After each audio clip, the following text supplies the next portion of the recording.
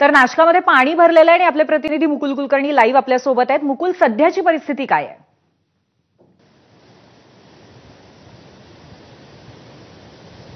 आपण आता नाशिकच्या गंगापूर धरणावर आहोत। गंगापूर धरणामधनं 5186 क्युसेक वेगानं पाण्याचा विसर्ग सुरू आहे। गंगापूर धरणाला एकूण 9 दरवाजे आहेत।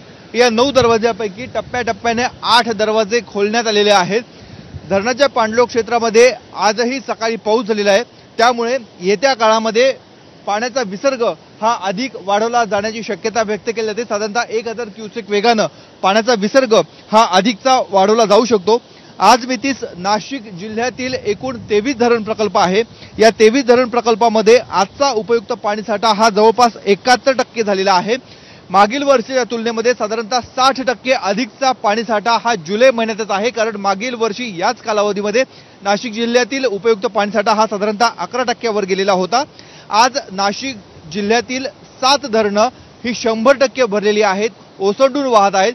तर गंगापूर दारणा यासारखी धरणं ही 100% भरवता येत नाही, त्यामुळे टप्प्याटप्प्याने साधारणतः 19 जून पासून या धरणामधनं पाण्याचा विसर्ग हा केला जातोय। त्यामुळे साधारणतः 13 धरणं आज अशी आहेत ज्या धरणांमधनं पाण्याचा विसर्ग हा केला जातोय। त्यामुळे गंगापूर धरण हे 61% भरले आहे, दारणा धरण 68% भरले आहे, तर मुकणे धरण 74% भरलेलं आहे। आणि पाण्याचा विसर्ग जर आपण बघितला तर साधारणतः दारणा धरणामधनं 13000 क्युसेक वेगानं पाण्याचा विसर्ग सुरू आहे।